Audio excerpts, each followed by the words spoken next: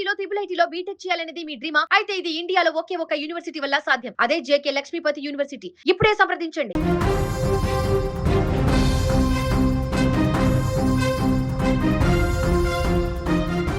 రాజకీయాల్లో గెలుపోటములు సహజం, కానీ జనం గుండెల్లో సంపాదించుకున్న స్థానం శాశ్వతం.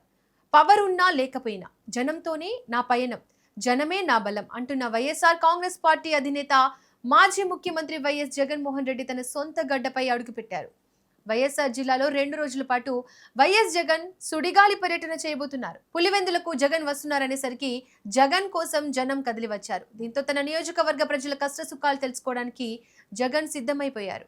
నేడు పులివెందులలో ప్రజా దర్బార్, రేపు ఇడుపులపాయలో వైఎస్ఆర్ ఘాట్ వద్ద ప్రత్యేక ప్రార్థనలు. ఈ 2 రోజుల వైఎస్ జగన్ షెడ్యూల్ ఏంటి? పొలిటికల్ సర్కిల్స్ లో ఈ పర్యటన ఎలాంటి ప్రకంపనలు సృష్టిస్తోంది? ఇప్పుడు చూద్దాం. ఇక తన సొంత నియోజకవర్గానికి వెళ్లిన ప్రతిసారి ప్రజల కష్ట సుఖాలు తెలుసుకోవడం వైఎస్ జగన్ కు ఉన్న అలవాటు. ఈసారి కూడా అదే ఊపులో బాకరాపురంలోని క్యాంప్ కార్యాలయంలో భారీ ఎత్తున ప్రజా దర్బార్ నిర్వహించారు. వైఎస్ జగన్ మార్క్ డైలాగ్ ఇక్కడ మరోసారి రీసౌండ్ అవుతోంది.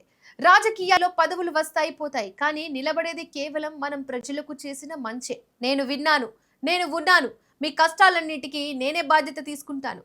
ఈ ప్రజా దర్బార్లో వందలాది మంది ప్రజల నుంచి నేరుగా వినతులు స్వీకరిస్తూ అర్జీలను పరిశీలిస్తూ వైఎస్ జగన్ గడిపారు. నేటి కార్యక్రమం ముగిసిన అనంతరం ఆయన పులివెందులలోనే రాత్రికి బస చేయనున్నారు. ఇక రేపటి రోజు వైఎస్ఆర్ కాంగ్రెస్ పార్టీ శ్రేణులకు అత్యంత భావోద్వేగభరితమైన రోజు.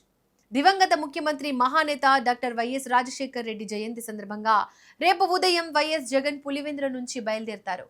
ఉదయం 7:30 ఇడుపులపాయ చేరుకున్న ఆయన వైఎస్ఆర్ ఘాట్ వద్ద జరిగే ప్రత్యేక ప్రార్థనల్లో పాల్గొంటారు. తన తండ్రి కోట్ల మంది గుండెల్లో నిలిచిన వైఎస్ఆర్ ఘాట్ వద్ద నివాళులర్పించి మళ్లీ ప్రజల్లోకి వెళ్లేందుకు అవసరమైన శక్తిని, నైతిక బలాన్ని వైఎస్ జగన్ ఇక్కడి నుంచే పొందుతారు.